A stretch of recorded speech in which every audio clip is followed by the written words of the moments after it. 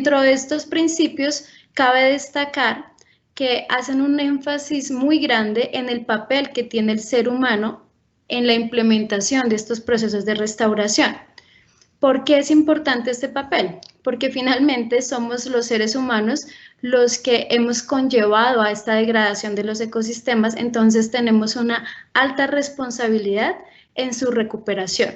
Entonces, en la medida en que los seres humanos nos involucremos en estos procesos de restauración, vamos a tener una mayor apropiación y vamos a poder darle un seguimiento a lo que nosotros implementemos para ver si finalmente funciona o no funciona.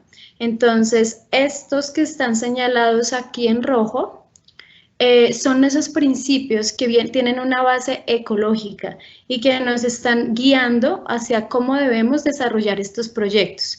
Entonces, dentro de estos cabe destacar que la restauración ecológica viene a ser el soporte de los procesos ecológicos que van a generar los servicios ecosistémicos de los cuales nos vemos favorecidos. Más adelante vamos a ver un poco el tema de los servicios, pero estos servicios son los beneficios que nos da la naturaleza a los seres humanos para tener un bienestar. Por otro lado, también hace un énfasis en que debemos tener unos objetivos y unas metas claras hacia dónde queremos llevar los ecosistemas que están degradados, y esta evaluación la realizamos por medio de una serie de indicadores que nos dicen si realmente estamos llegando a lo que nosotros queremos llegar. Entonces, para esto, ellos han planteado una rueda de recuperación ecológica, que es una forma muy visual de saber cómo se están comportando los ecosistemas que queremos recuperar. Entonces, estos ecosistemas tienen una serie de componentes, como las condiciones físicas. Entonces, por ejemplo, lo que es el tipo de suelo, si hay cuerpos de agua, si tienen pendientes, si sufren de erosión. La composición de especies, entonces, ¿cuáles especies, cuántas especies de aves, de murciélagos y de toda serie de organismos? ¿Cómo se organizan? Entonces, por ejemplo, si recordamos por allá en el colegio cuando nos hablaban de las cadenas tróficas, entonces, ¿cómo se están organizando nuestras aves? Si hay unas frugívoras, hay unas que comen insectos, otras que comen semillas. Entonces, esta organización también la está considerando acá esta rueda. También las funciones que cumplen nuestras aves y todos los componentes de los ecosistemas en su dinámica. Acá cabe destacar que hacen énfasis también en las interacciones como la base de esos procesos ecológicos que facilitan la provisión de servicios ecosistémicos. También esos intercambios externos a nuestra área en recuperación. Entonces, no solamente nos interesa, por ejemplo, restaurar nuestra finca, sino también tener en cuenta qué está ocurriendo alrededor de esa finca que puede alterar esas condiciones que nosotros queremos mejorar y recuperar. Por otro lado, también está la ausencia de amenazas, entonces no queremos que nada amenace nuestro sistema para que éste se recupere. ¿Qué es lo que ellos han venido haciendo? Empiezan a analizar toda esta serie de variables a lo largo del tiempo, desde que comenzamos el proceso de restauración hasta 10 años después.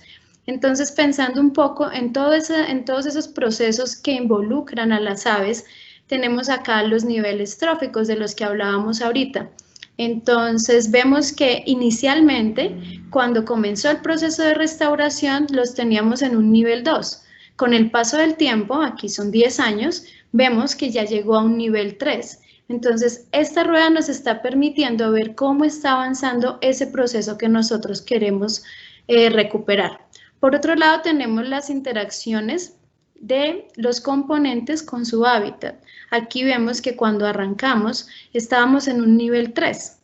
Pasaron 10 años y seguimos en ese nivel 3. Entonces, esto es como una alerta que nos da el sistema y que nos permite mirar este tipo de herramientas para ver qué es lo que está pasando. Si las interacciones están estancadas, ¿qué estrategias debemos implementar como para darle un impulso al sistema y que siga recuperándose, o si va en el estado que nosotros queríamos que fuera? Entonces, esto pues es vital para saber si la restauración que estamos haciendo sí está cumpliendo su objetivo o no. Por otro lado, como les comentaba ahorita, las estrategias que se han venido implementando cuando recién comenzó todo este tema de la restauración ecológica tenían un enfoque netamente forestal. Entonces, ¿qué nos interesaba? Vamos a plantar árboles, vamos a medir cuánto van creciendo, tanto en altura como en cobertura, y ya, con esto estamos restaurando. Pero con el paso del tiempo lo que hemos visto es que no solamente nos interesa plantar un árbol, sino ver qué atributos y qué características tienen que nos permiten ver las interacciones con otros componentes de los ecosistemas, como por ejemplo los recursos alimenticios que pueden estar ofreciendo, tanto en frutos como en néctar. Entonces tenemos este tipo de flores o este otro tipo de flores que van a atraer a ciertos elementos. Entonces, estas, por ejemplo, de acá, que son más circulares, pueden estar atrayendo mucho más a las abejas y estas más a aves como los colibríes.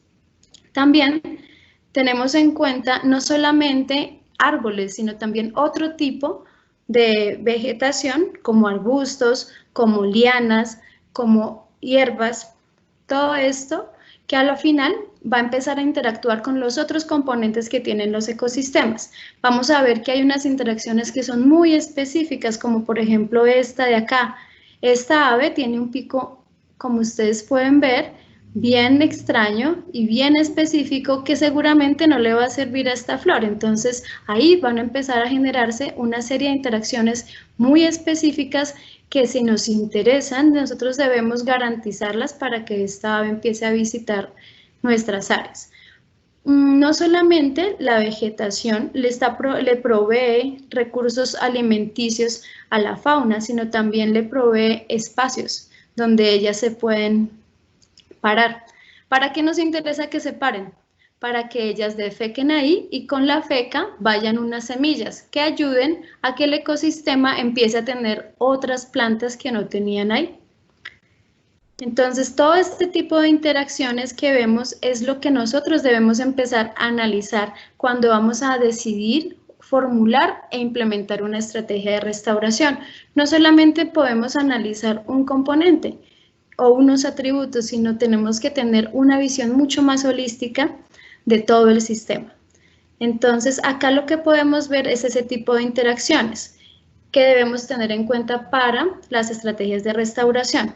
Por un lado, cómo interactúan esas condiciones físicas como el uso que le damos al área o el suelo, si es fértil, si no es fértil, cómo está interactuando con las plantas, con las aves y cómo esos mismos componentes vivos como las aves, las hormigas arbóreas, los pequeños invertebrados, los microorganismos del suelo, cómo interactúan entre ellos. ¿Sí? Entonces, todo esto es lo que debemos tener en cuenta. Dentro de esas estrategias han surgido muchísimas, es como la creatividad del restaurador y el análisis que haga del ecosistema, pero hay varias que se pueden generalizar adicional a la plantación de especies nativas, como es la translocación del suelo. Entonces, ¿qué es lo que hacemos? Ubicamos un área que está en buen estado de conservación, tomamos una muestra de suelo y la llevamos al área que nosotros queremos restaurar. Cuando llevamos ese suelo, cuando estamos transportando de un lado a otro suelo, no solamente estamos llevando suelo y sus nutrientes, sino también semillas, estamos llevando microorganismos. Entonces, esta estrategia, aunque es de gran utilidad, debe tener un análisis y debe tener mucho cuidado en el momento en que se implemente, porque así como podemos llevar beneficios, podemos llevar también perjuicios para nuestra área en proceso de restauración. De igual forma, podemos estar generando unos impactos en las áreas que están conservadas, entonces sí es importante como tener mucho cuidado en el momento de implementarlas. Por otro lado, están las estrategias que involucran directamente a las aves, como son las perchas artificiales. Hay diferentes tipos de percha. La básica es esta que vemos acá con el numeral A, que lo que hace es facilitar un sitio para que las aves se puedan parar ahí. ¿Qué han hecho varios investigadores y restauradores? Empiezan a incorporar una serie de plantas como las enredaderas, que con el tiempo van tapando toda esa estructura y generan para la fauna, adicional a un sitio donde pararse, un sitio donde resguardarse. Este es el caso de los murciélagos, que se pueden resguardar dentro de esta estructura en el día y salir en la noche, o los ratones o las culebras. Hay otro tipo de perchas como estas que tienen una estructura básica e incluyen unos cables. Esto lo que facilita es que haya una mayor área para que los pájaros se puedan posar y puedan defecar, y una mayor área para que esas semillas lleguen, ¿sí? Que son las que nos interesan. Hay otras estrategias como por ejemplo estas que se implementaron. Las implementó un grupo de la Escuela de Restauración Ecológica de la Javeriana en Norcasia. Entonces ellos tenían un sistema que tenía ganadería activa. Aún así querían plantar árboles, bueno, plantas pues. Entonces lo que hicieron fue generar esta estructura para protegerla y que aún así el ganado esté consumiendo sus recursos alrededor de estas plantas sin afectarlas. Por otro lado tenemos los trinchos, que lo que hacen es detener el suelo, principalmente en áreas de pendiente cuando éste no tiene las condiciones para sostenerse por sí solo.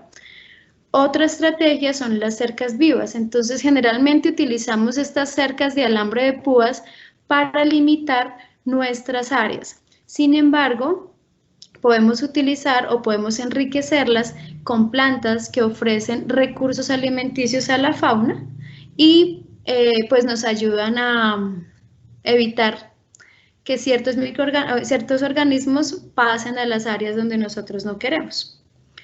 Hay otras estrategias como los bebederos para el ganado. Entonces generalmente el ganado va a consumir agua dentro de los cuerpos de agua, afectando tanto la calidad como la cantidad del agua que nosotros estamos consumiendo. Entonces lo que se propone es que se empleen bebederos. Está aquí el tema de las perchas que les mostraba. Esta es otra experiencia que tiene el grupo de restauración que implementó en el Parque Neusa. Allá teníamos un área que fue talada, tenía una plantación forestal exótica, se hizo una tala rasa y con toda esa madera que empezó a salir, se construyeron estas perchas para la avifauna y estos refugios para toda la fauna. Asimismo, pues con diferentes trabajos de grado se empezó a evaluar cuál era el efecto de esas perchas, si realmente estaban llegando semillas y si estaban germinando y qué tipo de semillas eran. Es un trabajo bien interesante. Y bueno, una última estrategia, pero no menos importante, es la sensibilización y participación activa de la comunidad. Como les comentaba anteriormente, el papel de la comunidad y del ser humano en los procesos de restauración es de vital importancia porque finalmente cuando se hace una restauración se restauran los territorios de esta comunidad. Los investigadores podemos ir y volver, pero es el territorio de ellos el que está siendo restaurado. Es por esto que se deben implementar estrategias que fomenten la apropiación de ese conocimiento que se está generando y de esa experiencia de restauración con las comunidades. Otras de las nuevas estrategias que han venido surgiendo, digo nuevas entre comillas porque teóricamente pues es un concepto que se viene trabajando ya hace mucho tiempo, incluso antes del año 2000, que es el concepto de las reintroducciones o reconstrucciones, ¿sí? Este concepto o esta nueva estrategia en la restauración lo que nos hace es un llamado a restaurar los procesos ecológicos, basados principalmente en reintroducir especies, sean de fauna o flora, que se han perdido. También considera que se hacen como unos reemplazos funcionales, ya que se basa mucho en esa cadena trófica y en las funciones que cumplen las especies dentro de los ecosistemas. Obviamente esto genera mucha controversia porque requiere que tengamos un conocimiento muy alto de la ecología de las especies que vamos a reintroducir y que hagamos un manejo muy detallado. Entonces, pero pues es una opción que se viene contemplando. Acá esta nueva aproximación o esta nueva estrategia se basa en 3 conceptos claves que son la dispersión, la complejidad de esa cadena alimenticia y los disturbios. Entonces acá podemos ver un ejemplo de un área que esta que tenemos aquí como A es un área con una alta intervención. Entonces aquí tenemos una plantación forestal, tenemos un bosque y tenemos un cultivo. Entonces, ¿qué es lo que...? Bueno, estos puntos nos están haciendo referencia a la cadena trófica. Entonces tenemos aquí a los predadores, a los herbívoros y a los productores primarios, que son las plantas. Cuando encontramos estas líneas punteadas es porque las relaciones se han degradado o se han perdido. Cuando encontramos estos círculos vacíos es porque estos participantes de las redes tróficas también han sido alterados. Entonces, ¿qué es lo que vemos acá? Tenemos el área intervenida con una vía.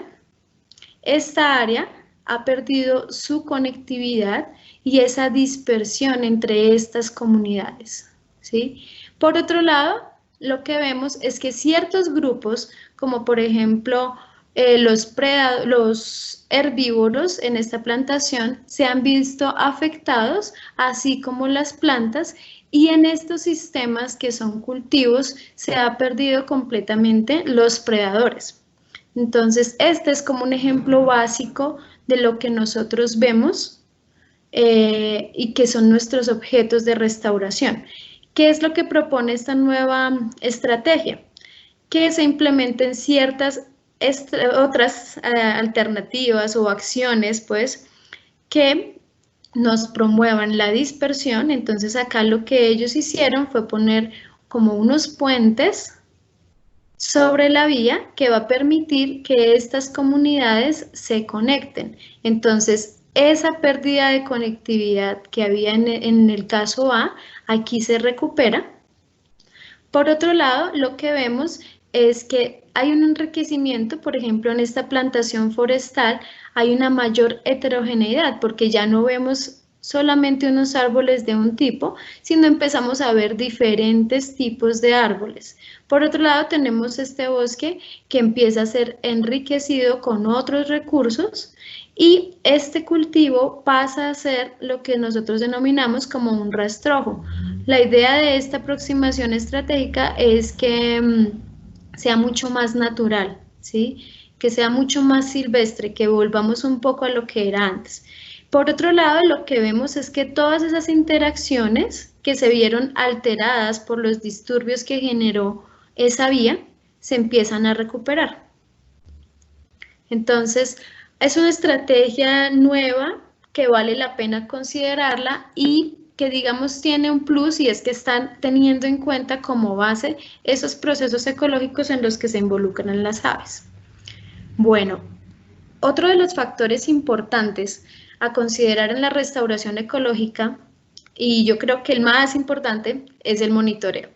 Si nosotros implementamos una serie de estrategias o sembramos un árbol, por ejemplo, o ponemos una percha, pero nunca volvemos a mirar si la percha la utilizan los pájaros, si las semillas que caen debajo de esas perchas realmente están germinando o no, pues de nada valió todo ese esfuerzo cuando se implementaron esas estrategias. Entonces es por eso que el monitoreo de ese proceso de restauración cobra vital importancia.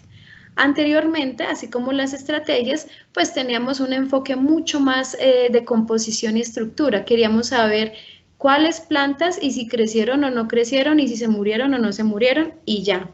Pero ahora ha venido o ha cogido como mayor fuerza esa aproximación funcional que lo que está evaluando son una serie de atributos tanto de las plantas como de la fauna y de otros componentes de los ecosistemas para ver si están cambiando y si están interactuando entre ellos.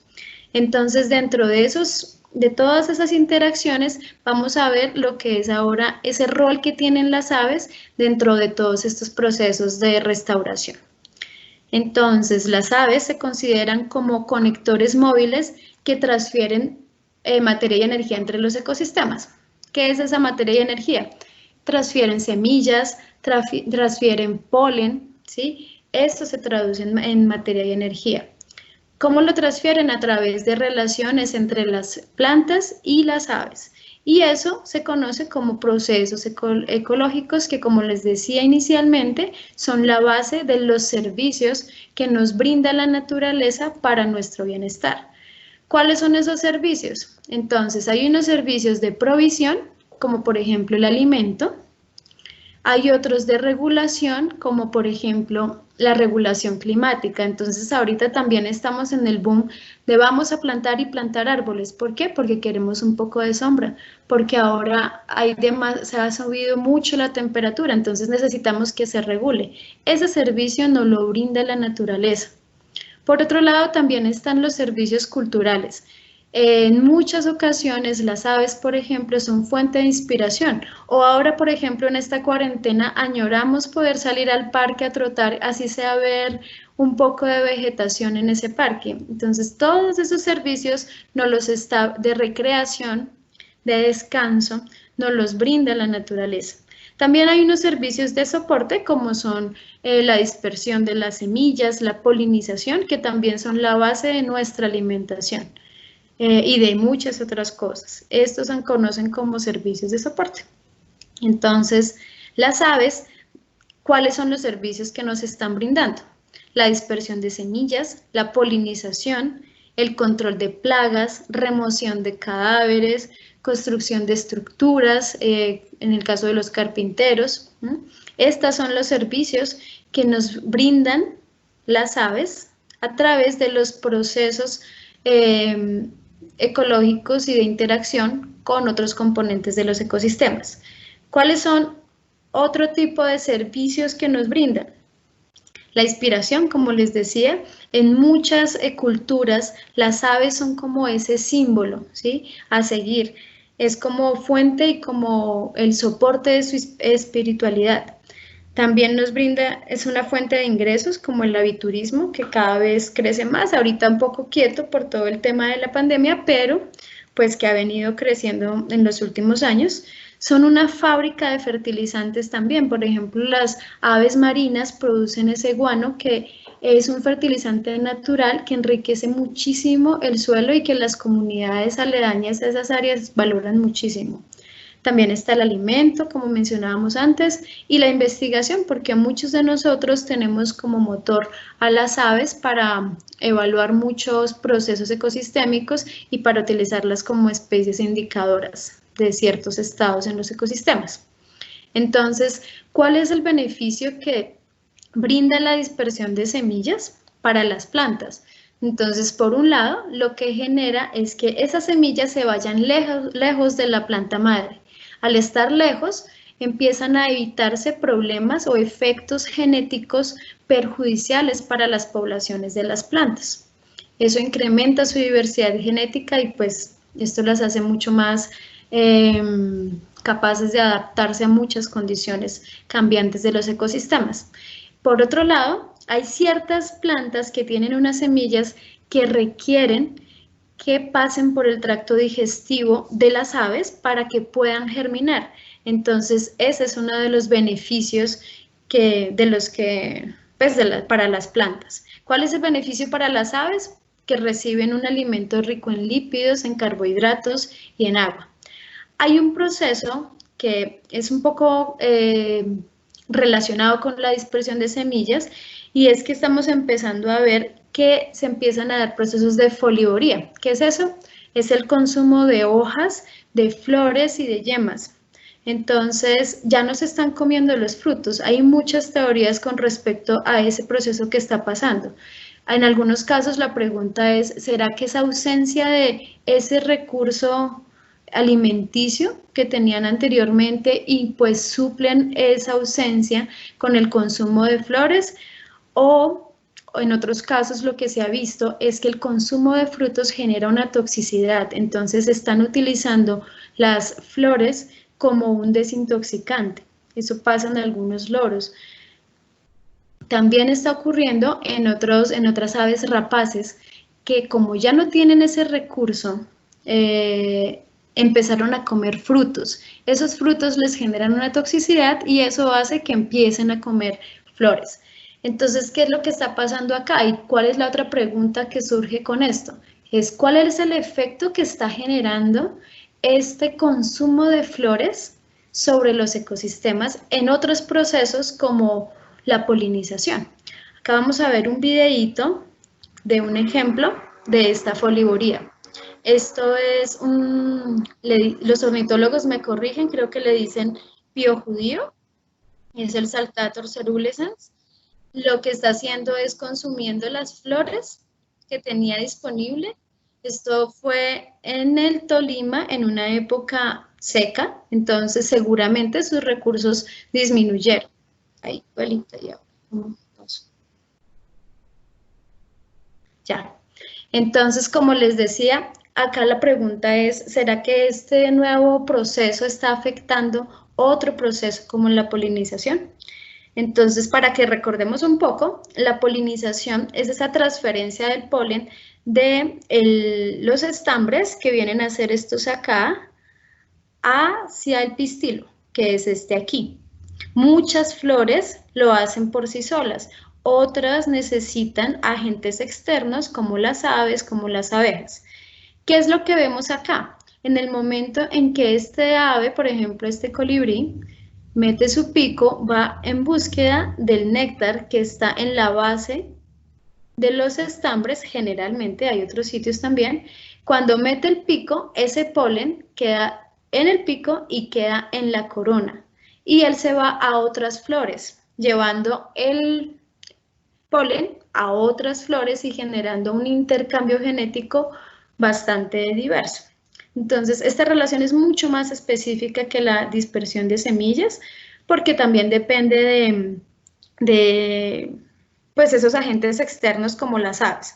Hay un evento, un proceso que también se está dando y que es importante analizarlo en los procesos de restauración y es el robo de néctar. Entonces, hay otras aves que le hacen trampa a la flor y no meten el pico por donde debe ser, sino que les hacen un hueco por el lado. Entonces, consumen el néctar, pero no contribuyen en la polinización. Entonces, cuando hacemos el seguimiento de nuestras comunidades de aves y empezamos a ver que lo que está predominando son los ladrones de néctar, pues evidentemente ese proceso de polinización no se está dando. Entonces ahí es cuando se prende una alarma y tenemos que ajustar nuestras estrategias para promover la llegada de verdaderos polinizadores.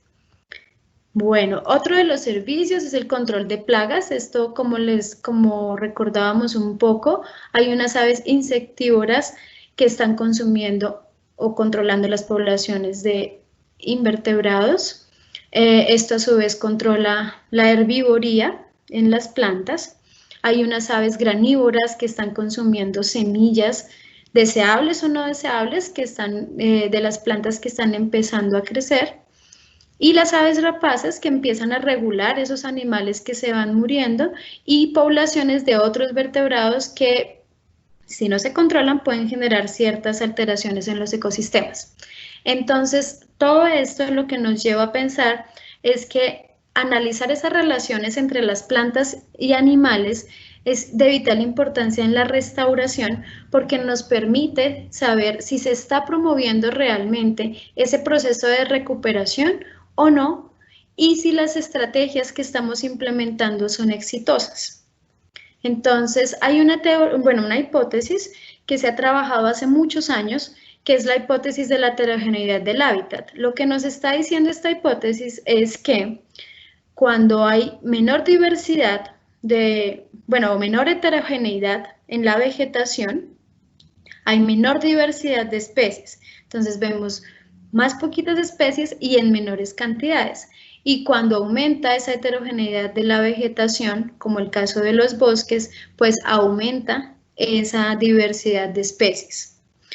En términos funcionales, varios autores han venido trabajando el tema y adicional a esto que se encontró en los años 60, empezaron a ver que no solamente aumenta la diversidad de especies, sino que también aumenta el tipo de especies que tenemos. Entonces, por ejemplo, en un sistema con una mayor heterogeneidad vamos a encontrar diferentes gremios tróficos, diferentes formas de pico, diferentes formas de patas, diferentes tamaños de alas, y eso se traduce en muchos atributos funcionales asociados a los procesos ecosistémicos de los que hablábamos anteriormente. Entonces les quiero contar muy rápidamente lo que fue el trabajo que hice en Brasil. Este trabajo tuvo como objetivo describir las relaciones que tuvo o que tiene la vegetación y las aves en diferentes estrategias de restauración con un análisis tanto estructural como funcional. Este trabajo fue desarrollado en Paraná, en esta zona, como pueden ver, en Dois Vizinhos, en el campus de la Universidad Tecnológica Federal de Paraná. Se desarrolló en un diseño experimental que ya venía trabajando el profesor Fernando Bechara, en donde él planteó 3 estrategias de restauración. La restauración pasiva, que es básicamente que uno controla las condiciones externas, pero no hace nada más y deja que el ecosistema se recupere por sí solo. Otra estrategia es la plantación en líneas, ya más adelante les comento y les muestro fotos, y otra tercera estrategia que es un conjunto de técnicas de nucleación. Entonces vamos a ver acá las fotos. La restauración pasiva, como les decía, tenemos acá nuestra parcela de 54 por 40 y simplemente se cerca y se deja que avance por sí sola. La segunda estrategia es la plantación en líneas. Entonces acá lo que él hizo fue escoger unas especies que generan un recubrimiento, o sea, que generan una sombra, y otras especies que generan recursos alimenticios, que dan una mayor diversidad al sistema. Y la tercera estrategia, que es el conjunto de técnicas de nucleación. Entonces, ¿qué es eso de nucleación? Él lo que hizo fue, en esta misma zona, incluir todas las estrategias o la mayoría de estrategias que vimos anteriormente. Entonces, hizo una plantación de 5 individuos, lo mismo hizo pero con bromelias, luego lo hizo con semillas que recogió de un sistema conservado y de lo que dispersa en la fauna lo puso a germinar y lo trasplantó adentro de esas parcelas y puso unas perchas y unos refugios para fauna, todo dentro de la misma parcela. ¿Qué analizamos nosotros? Diferentes variables, tanto de aves como de la vegetación. Entonces, en el caso de las aves, miramos cuáles fueron el número de individuos que empezaron a visitar las estrategias o las parcelas, las especies, la altura y las actividades que estos desarrollaban. Estas actividades nos dan como un acercamiento a las relaciones que tienen con la vegetación. En cuanto a campo fue eso. Adicionalmente, buscamos información en literatura y museos sobre la masa corporal, las alas, el pico, las patas, el grupo alimenticio principal y el hábitat que tuvieran de preferencia, si preferían el bosque o áreas abiertas o el borde. Para el caso de las plantas, analizamos la altura del estrato medio y del estrato superior y la cobertura. Y con información de literatura y del herbario, miramos qué tipo de dispersión tenían, el volumen de los frutos, el tipo de fruto y si este era su medio de dispersión. Entonces, ¿qué encontramos? Encontramos 62 especies de 23 familias. Lo que vimos fue que en la estrategia de las plantaciones por líneas empezaron a encontrarse especies asociadas a los bosques, ¿sí? Mientras que en la nucleación, que es lo que nosotros esperamos que tuviera mayor heterogeneidad, y en la restauración pasiva, que es donde no se hizo nada, empezaron a aparecer especies asociadas a áreas abiertas. Entonces esto pues obviamente nos puso a pensar mucho. Entonces, ¿qué fue lo que vimos? Definitivamente sí habían diferencias entre la composición de especies en las diferentes estrategias. Vimos que la restauración pasiva tuvo un mayor número de visitas, o sea, mayor abundancia. La nucleación tuvo una mayor riqueza, o sea, mayor número de especies. Y la plantación en línea tuvo un mayor número de visitas, pero de aves que prefieren los bosques y los bordes. Todo esto estuvo relacionado con tres variables de la vegetación, que fue la altura y la cobertura del estrato superior y la cobertura del estrato inferior. Entonces, ¿qué fue lo que nos dijo esto? Pues que definitivamente no teníamos unas evidencias fuertes para decir que esa hipótesis inicial de la heterogeneidad de hábitat coincidía en estas estrategias, porque aunque la nucleación fue la que tuvo mayor riqueza, no necesariamente fue la que tuvo mayor número de visitas, y la riqueza fue muy similar con la restauración pasiva. Por otro lado, cuando vimos las actividades, estas actividades las agrupamos en 4, locomoción, acicalamiento, forrajeo y reproducción. Entonces vimos que la locomoción fue la actividad, pues es la de vuelo y percha, es como la más representativa, principalmente en la nucleación, y la reproducción también tuvo una alta representación. Pero ¿cuáles eran las especies que se estaban reproduciendo? Especies generalistas que preferían áreas abiertas y que consumían principalmente semillas, como esta columbina, como esta esporófila. Entonces, acá también nos hicimos la pregunta de, bueno, sí, están generando unas condiciones, pero no necesariamente están llegando las especies que nos interesan para acelerar ese proceso sucesional. Cosa que sí está ocurriendo en la plantación en línea. Entonces, aquí digamos que empezamos a pensar, bueno, la plantación en línea es lo más simple, lo más sencillo estructuralmente hablando en cuanto a la vegetación. Aún así, esta provee unos recursos para aves que pueden acelerar el proceso de recuperación de un área porque van a consumir frutos y esto ayuda a la dispersión de semillas. Sin embargo, lo que vimos es que hay una alta redundancia de este tipo de especies y de otros procesos ecosistémicos que involucran a otras especies no estaban presentes.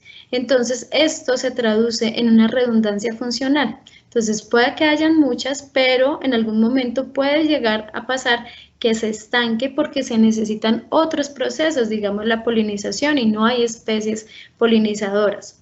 ¿Qué pasó en la nucleación?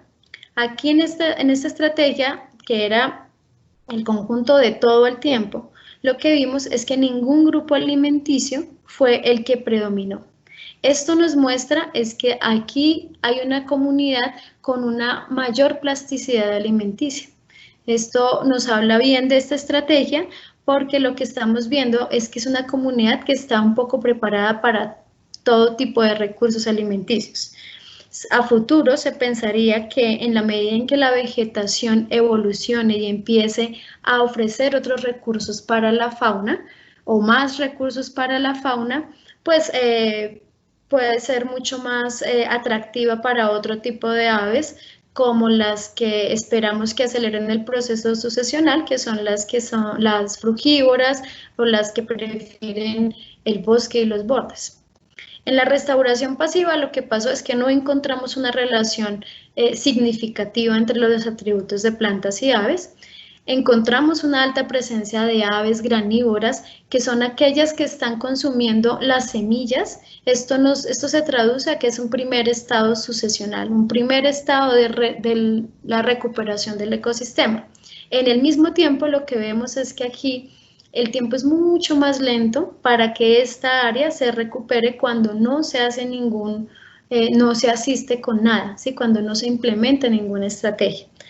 También nos dice que aunque tiene un gran número o mayor número de visitantes, no necesariamente ellos están ayudando en esa dinámica ecológica o en esa dinámica de los procesos ecosistémicos, porque son especies muy generalistas que simplemente van por el recurso que más predomina ahí, que son las hierbas. Entonces, ya para finalizar, pues unas consideraciones finales. como esas cosas que quisiera que toda esta carreta que les comenté pues se llevaran a casa o bueno, las mantuvieran ahí pues. Y es una que la restauración ecológica sin duda alguna es un proceso que requiere comprender y analizar todos los componentes de los ecosistemas, no solamente las plantas, no solo la fauna, sino todos los componentes. Y que no puede olvidar que el ser humano hace parte de esos componentes y es un componente, es un agente transformador. Por otro lado, es importante tener en cuenta que la fauna nos tiene un papel fundamental porque nos ayuda a acelerar esos procesos que facilitan la recuperación de los sistemas que están degradados. La tercera consideración es el monitoreo. Como les dije inicialmente, pues es este monitoreo el que nos va a decir si las estrategias que planteamos sirven o no sirven. Es como cuando vamos al médico y nos da un medicamento. Si no le hacemos seguimiento al medicamento o al tratamiento que nos formulan, no vamos a saber si realmente funciona o no y si seguimos enfermos o no. Esto pasa igual en los ecosistemas. Y la última es que definitivamente las aves, por toda su diversidad de hábitos, de formas, o sea, tienen muchos procesos ecológicos y participan en muchos procesos que facilitan y aceleran la restauración, entonces tienen un papel muy, muy, muy importante en estos procesos. Y hay muchísimo que aprender y que estudiar y que conocer de ellas. A través de ellas podemos entender muchas cosas más fácilmente en los ecosistemas. Entonces, bueno, esto era lo que les quería contar. Muchas gracias por su atención y espero no haberme pasado del tiempo. No, ahí está muy bien. Entonces, si alguien, bueno, primero, muchas gracias, Sandra, por todo tu conocimiento y tu disposición para enseñarnos. Si alguien tiene alguna pregunta, puede levantar la mano o escribirla por el chat. Es el espacio dispuesto para este proceso. Buenas noches.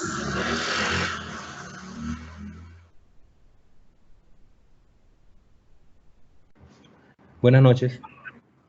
Bueno, quiero hacer una consulta y es cuál o qué tiempo, en qué tiempo se hizo el estudio de la comparación de las 3 estrategias de restauración.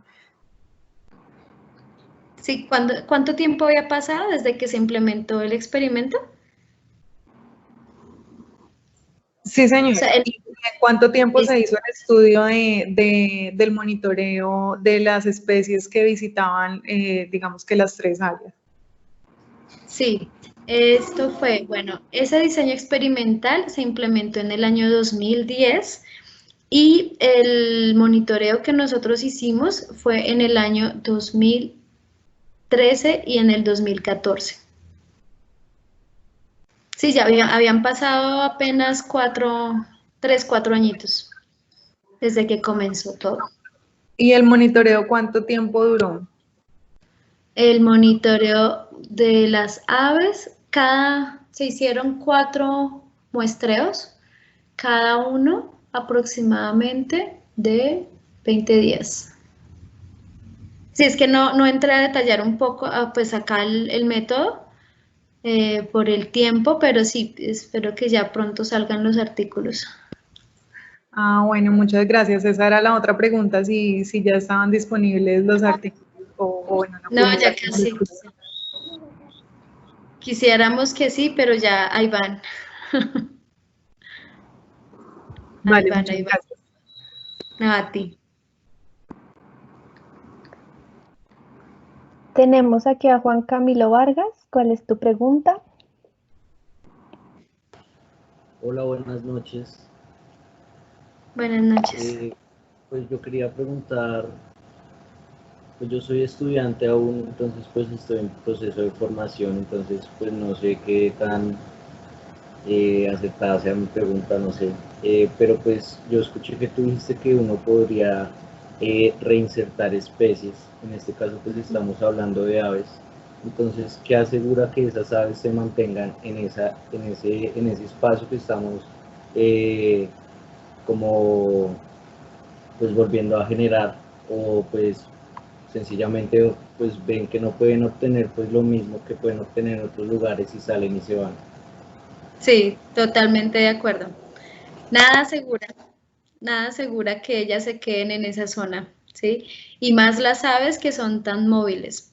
Sin embargo, lo único que tú puedes hacer, y por eso digamos que la invitación o los cambios que se han venido dando en esos procesos de restauración, es que no solamente estemos mirando las especies y sus abundancias, sino también los procesos y las funciones que éstas cumplen. Con esta nueva estrategia, nueva entre comillas, que están planteando la reintroducción de especies, esa ha sido la controversia realmente, porque como no conocemos tanto la ecología de las especies que vamos a reintroducir, podemos correr muchos, o sea, podemos generar muchos efectos negativos, no siempre positivos, ¿sí? De igual forma, así hagamos la reintroducción, nada nos va a garantizar que esa especie se quede ahí. Sin embargo, pues ya hay como unas experiencias bien interesantes. No he encontrado con aves, pero sí con mamíferos en Brasil, bueno, en otros sitios. Y lo que ha garantizado que esos individuos se queden en las áreas donde los están reintroduciendo es la disponibilidad de recurso alimenticio. Pero pues sí, ¿no? Ahí hay mucha tela que cortar en eso.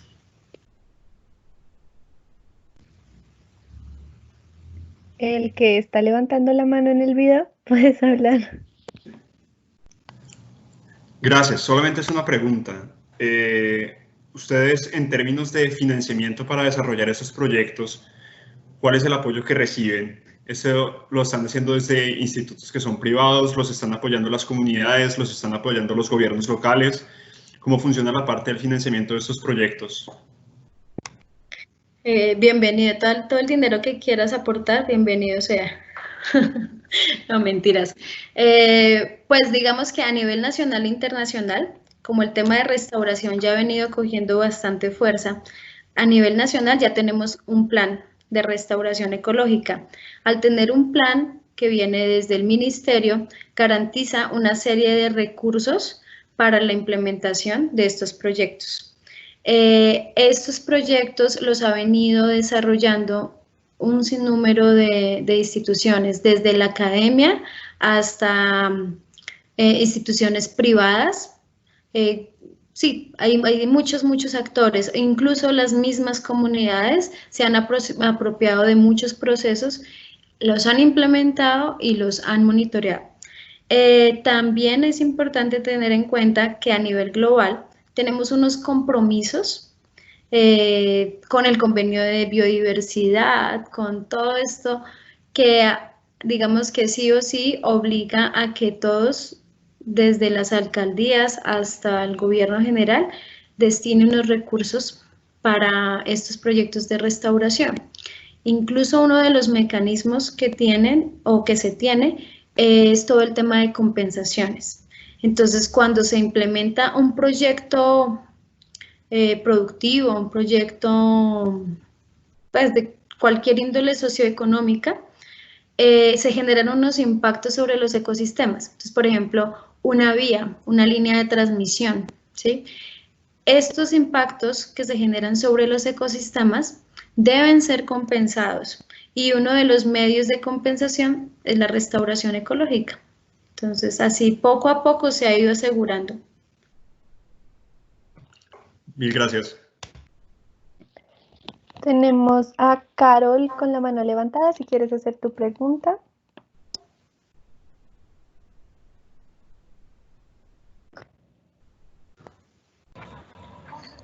Sí, buenas noches. Mi pregunta es la siguiente.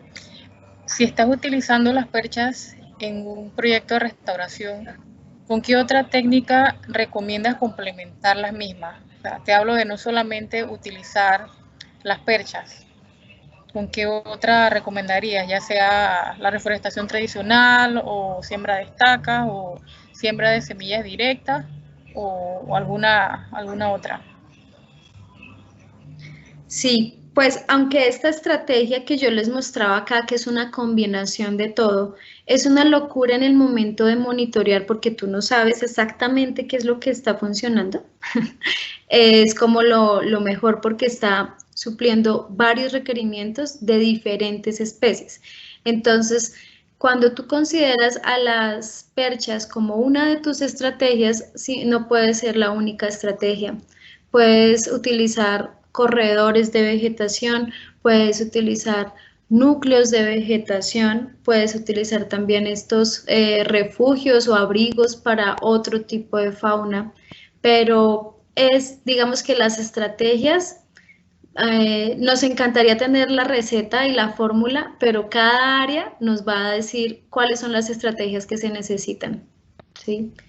Ahí sí, pero sí es importante que sean varias estrategias. Una única estrategia no siempre es la más efectiva.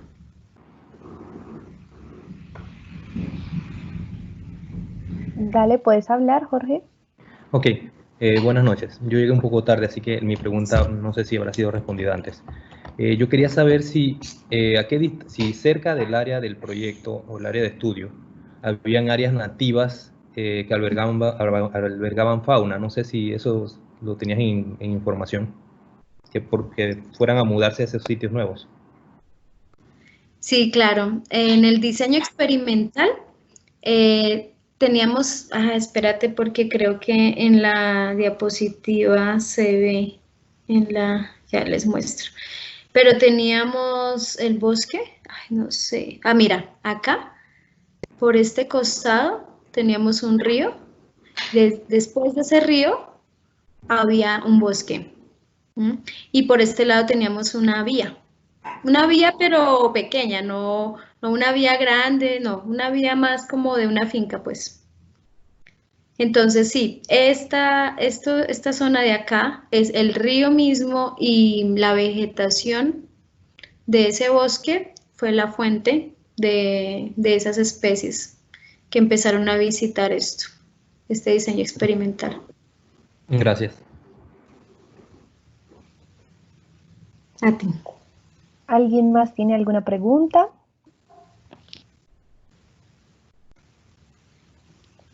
Al parecer no, entonces pues ahí al final de la presentación de Sandra nos dejó su correo por si alguien quiere hacerle alguna consulta como especial. Y agradecemos mucho a Sandra todo su conocimiento de mujer de ciencia. Realmente nos sentimos afortunadas de tenerla en este espacio.